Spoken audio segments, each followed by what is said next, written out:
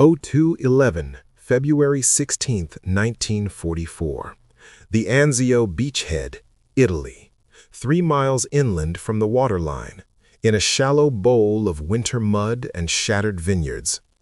Staff Sergeant Danny Rourke, 26, 3rd Platoon, 2nd Battalion, 509th Parachute Infantry, lies flat behind a low berm of packed earth. He is not jumping tonight. He is crawling. His mission is simple on paper and brutal in practice. Punch a hole through a German trench system and bring back a prisoner before first light. At 0212, the wind shifts. The smell of wet soil and cordite drifts over the lip of the trench line. Rourke turns his head left and counts his men by touch and breath. 8 bodies, faces blackened with burnt cork, gear taped down to stop the clink. They are close enough to hear a German sentry cough. Rourke checks his watch again. The timetable matters. The longer they stay out, the higher the odds a flare goes up and a machine gun starts sweeping the field. He grips his weapon and feels again the thing that made half the company sneer when it first showed up in the arms room. An M3 submachine gun. Stamped steel, crude welds, a wire stock that looks like it belongs on a piece of shop equipment. 30-round magazine, .45 ACP. Not the heavy, polished Thompson that officers pose with in recruiting photos. This one looks like a mechanic's tool, so much so that troops started calling it the grease gun almost immediately. On December 12, 1942, the U.S. Army adopted the M3 as a cheaper, faster-to-build substitute for the Thompson.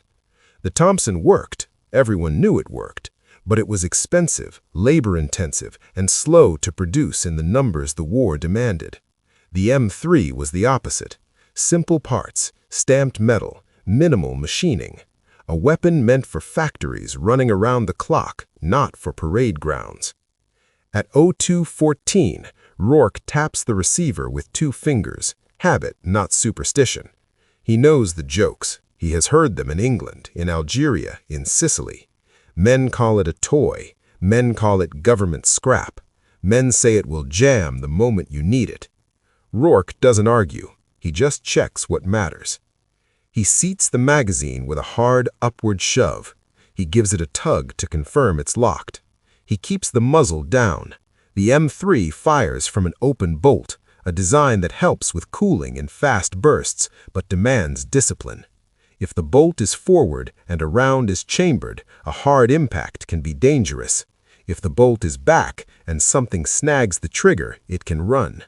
The safety is simple. The handling has to be deliberate. He doesn't plan to spray, he plans to cut. The M3's strength isn't elegance, it's control at close range. The cyclic rate is slower than many submachine guns, closer to a steady, choppy rhythm than a high-speed buzz. In a trench, that matters. It helps keep bursts short. It helps keep rounds on line when the target is a shape at 10 meters, then 5, then 2.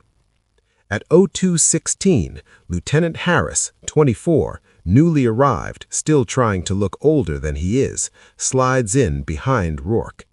Harris whispers the final brief into Rourke's ear. Objective: 2 linked trenches running east-west, believed held by a reinforced squad. Primary threat: a light machine gun position near a junction, likely an MG-34 or MG-42. Secondary threat: trip flares and grenades. Time on objective: under 5 minutes. Rourke nods once. He looks at the M3 again and thinks of supply and logistics, the quiet math behind every raid. A Thompson is heavy and proud, but it eats time in production. The M3 arrives in crates, plain and fast, because the war needs weapons that can be replaced as quickly as men fall. At 0218, the lead scout raises 2 fingers. The wire is cut. The gap is open. Rourke shifts his weight forward. He feels the cold mud soak into his sleeves. He hears a distant engine. German armor somewhere beyond the orchards, idling like a warning. He brings the M3 up to his shoulder. The stock bites thin through his jacket. His left hand wraps the magazine well. Not ideal for long-range shooting, but this is not long-range. This is point-blank war.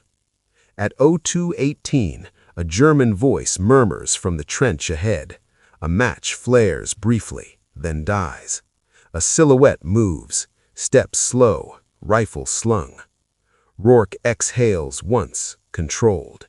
He is close enough to see the outline of the man's helmet against the darker earth. The jokes about the grease gun fall away. There is only distance, time, and the first shot. At 02:18, Rourke moves first. He slides forward on elbows and knees, crossing the last 6 yards of open ground to the trench lip.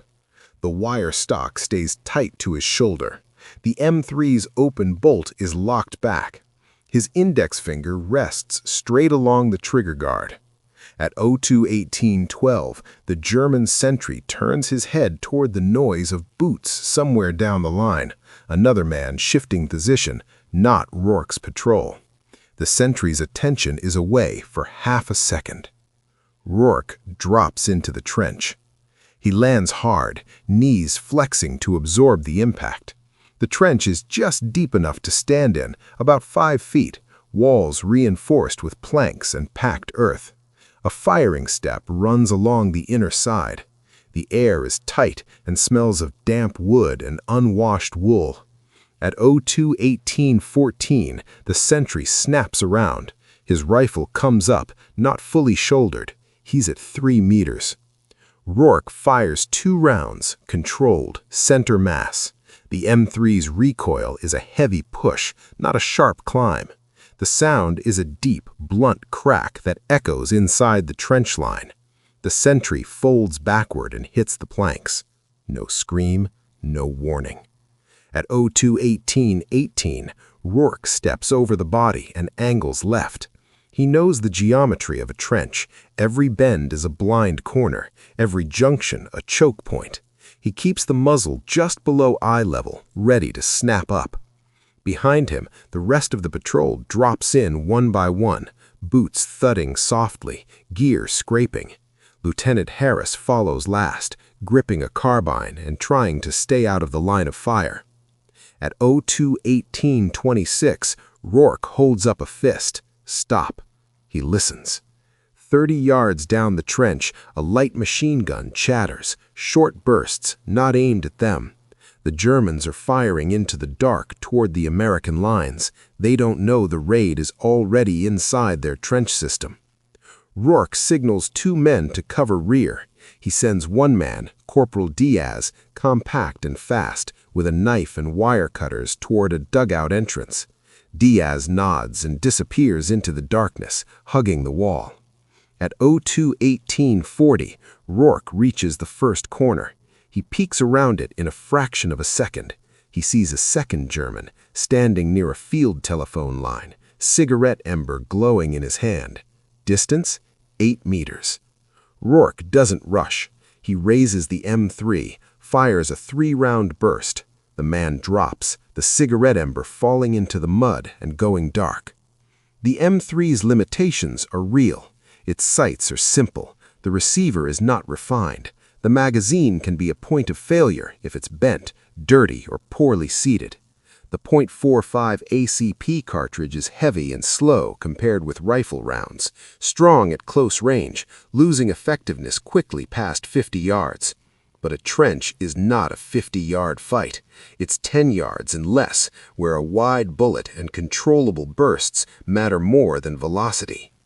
At 02:19:05, a dugout door swings open ahead, about 12 meters. A German steps out, half-dressed, helmet crooked, pistol in hand. His eyes widen as he registers Americans in the trench. Rourke fires once. The man drops back into the dugout doorway.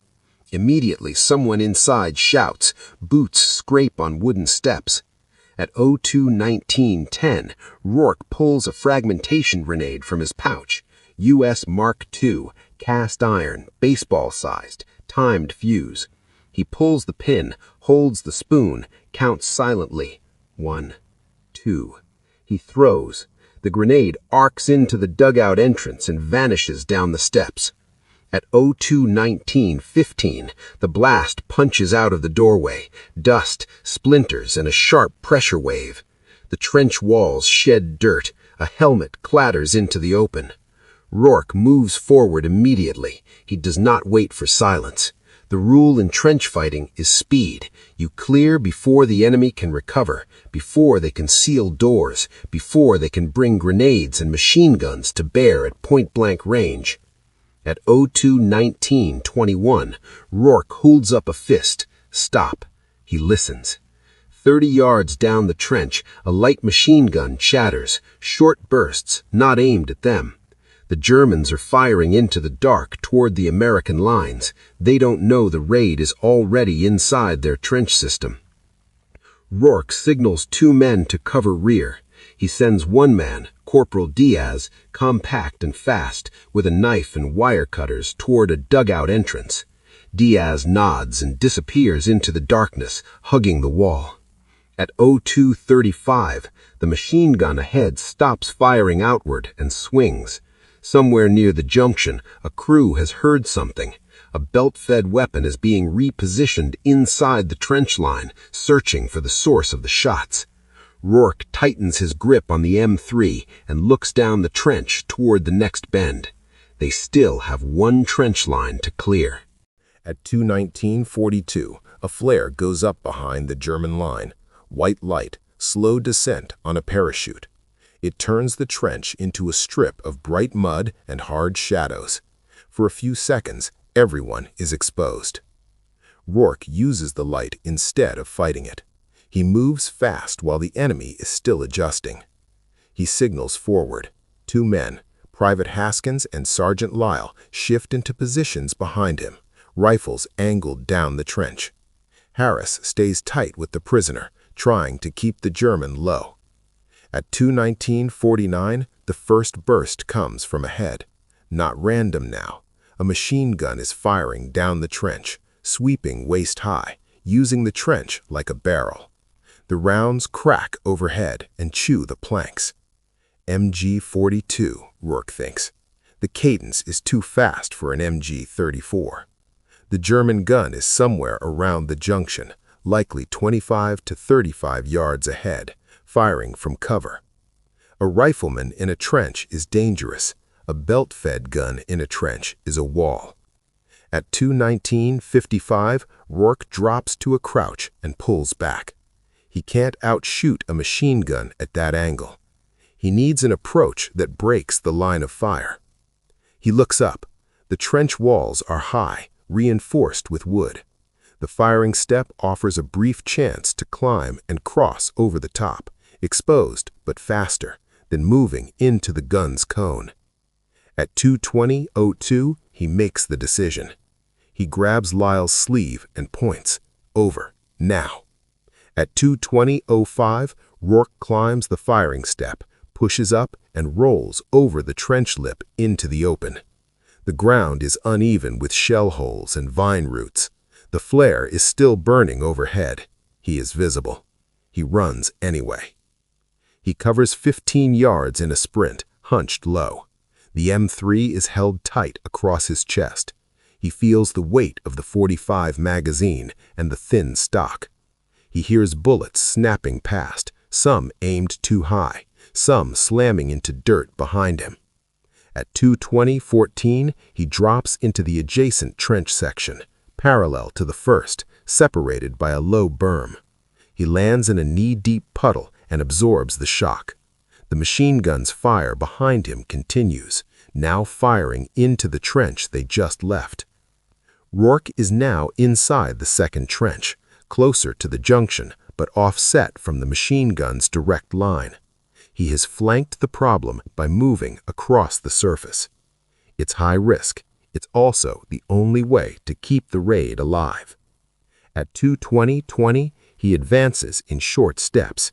He moves 5 yards, stops, listens, moves again. The M3's open bolt stays back, ready.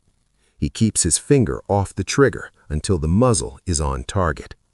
A German appears at 2:20:28, emerging from a cutout with a grenade in hand.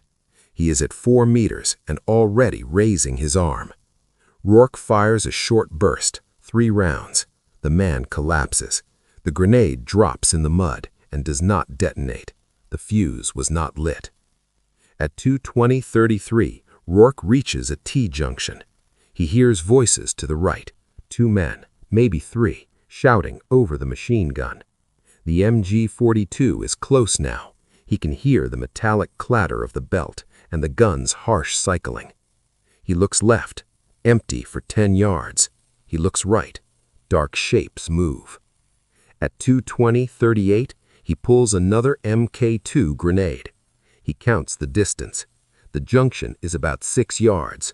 The gun's position is likely another 5 beyond it, behind a sandbagged corner. He pulls the pin. At 2:20:41, he throws the grenade low, skipping it along the trench floor like a stone across water. It bounces once, twice, and disappears around the right-hand bend. At 2:20:46, the explosion hits. The machine gun stops mid-burst. The sudden silence is immediate and total. Rourke doesn't wait to confirm. At 2:20:48, he charges the corner. He swings the M3 up and fires. 2 Germans are down, one slumped over the gun, the other crawling, hands shredded by shrapnel. A 3rd man is trying to lift a rifle. Rourke fires again, 1 round, then another, until the man stops moving. He steps past the MG-42. He looks at it briefly, tripod legs twisted, belt spilled into the mud, the receiver dented. A weapon designed to dominate open ground has been neutralized in a space barely wide enough to turn around. At 2:21:05, Rourke checks his magazine. He feels the weight, not full, but enough. He signals back with a sharp hand motion. Move, bring the prisoner, now. At 2:21:12, Harris and the others appear, scrambling through the trench, keeping low. Harris is breathing hard. His eyes flick to the M3 and the dead machine gun crew. He doesn't need to say anything. He doesn't need to. At 2:21:20, Rourke leads them forward, clearing the remaining section of the second trench. 2 Germans surrender at the sight of Americans inside the line. One tries to run. Haskins drops him with a rifle shot. At 2:21:36, Rourke checks his watch. From first entry to machine gun neutralized, approximately 3 minutes and 30 seconds. 2 trench sections cleared, a prisoner secured. The route back is still open. At 2:21:44, another flare rises. More shouts. The Germans are waking up now, converging. Rourke turns the patrol back the way they came. The raid is over. The extraction is about to start. At 2:22:03, the first German mortar round lands behind them, 40 yards back along the trench line. The blast throws dirt and splinters into the air. The shock wave rolls through the wood planking like a kick. Rourke doesn't stop. He pushes the patrol forward at a hard pace, moving in short bursts, always checking corners before committing. He knows the pattern now. Once the enemy realizes a trench has been penetrated, they collapse inward from both ends. They throw grenades into bends. They fire down the line. They try to seal exits. At 2:22:18, they reach the dugout entrance they hit earlier. Diaz points down. No movement. The grenade did its work. At 2:22:31, a German rifle fires from above the trench lip, someone shooting down into the line from the surface. The round cracks into the wall at head height. Rourke pulls everyone tight to the opposite side. He waits 2 seconds, then moves under the angle of the fire, using the trench wall as cover. At 2:22:49, they reach the original entry point. The flare light has dimmed, but the sky is still unevenly bright from more illumination rounds going up in the distance. Rourke sees shapes moving on the horizon, German runners, silhouettes shifting between shell holes. At 2:23:02, the patrol climbs out one by one, dragging the prisoner. Harris keeps the German low and moving. Haskins and Lyle cover with rifles, firing only when they see a clear target. They don't waste time on a prolonged fight. This is not a battle for ground. This is a fight for minutes. At 2:23:37, they hit the first American listening post. A sentry challenges them. Rourke answers with the correct password. The sentry waves them through. At 2:24:10, they reach the platoon's forward line. Friendly hands pull them into a slit trench. The prisoner is passed rearward under guard. Rourke checks his watch again, then looks back toward the German position. The trench line is now alive with muzzle flashes and scattered explosions. The Germans are firing at shadows. They are too late. By 3:05, in a dugout lit by a hooded lantern, an intelligence sergeant starts questioning the prisoner. Unit identifiers come out, weapon counts, a map sketched in pencil. The raid was not about heroics, it was about information that could prevent an ambush tomorrow. Rourke sits outside, back against a sandbag wall, and finally breaks open the M3. He pulls the magazine, locks the bolt back, and checks for grit. He wipes the feed lips with a dirty cloth. He checks the extractor. He does the unglamorous work that keeps a stamped steel weapon running in mud. At 4:12, Lieutenant Harris approaches. He is calmer now, but his hands still shake slightly when he lights a cigarette. Harris looks at the grease gun. They said it was cheap. Rourke doesn't look up. It is. Harris nods once. It worked. Rourke answers with the only truth that matters in infantry combat. It did what it needed to do. In the weeks that follow, the raid becomes a short entry in battalion records and a longer story in the platoon. The times get repeated, the distances tighten, the number of enemy grows in the telling. Rourke corrects none of it. He has seen what stories are for. He has also seen what they cost when they replace training. By March 1944, Rourke is assigned as a weapons instructor inside the battalion, temporary but real. He runs trench-clearing drills with live fire at reduced distances. He teaches men how to handle open-bolt submachine guns safely, bolt locked to the rear until the moment of contact, muzzle discipline at every bend, magazines inspected for dents, feed lips protected, ammunition kept dry. He demonstrates why the M3's slow, controllable rhythm can be an advantage in confined spaces, and why its simplicity is not the same thing as fragility, if it's maintained. He also teaches the limits. He tells them the M3 is not a rifle. It is not for fields or long alleys or engagements at 100 yards. It is a tool for close work, for rooms, for trenches, for raids where the average shot is inside 20 meters and the fight is decided in seconds. After the war, Rourke does not write a memoir. He doesn't have the taste for it. He uses the GI Bill, studies mechanical engineering, and works in a manufacturing plant where stamped parts roll off presses in clean, bright light. Sometimes, walking past a line of steel housings, he thinks about the M3, about how a weapon mocked for looking like a shop tool ended up being exactly that, a tool designed for a specific job, built fast, built cheap, built to be used hard. In later years, when museums display the Thompson behind glass with its polished wood and heavy profile, the M3 often sits nearby, plain and almost embarrassing in comparison. Visitors glance at it and move on, but infantrymen stop. They recognize what it is. They recognize the wire stock, the stamped receiver, the simple sights. They understand the kind of fight it was meant for. And if they read deeper, unit reports, training manuals, after-action notes. They find the pattern repeated across the war.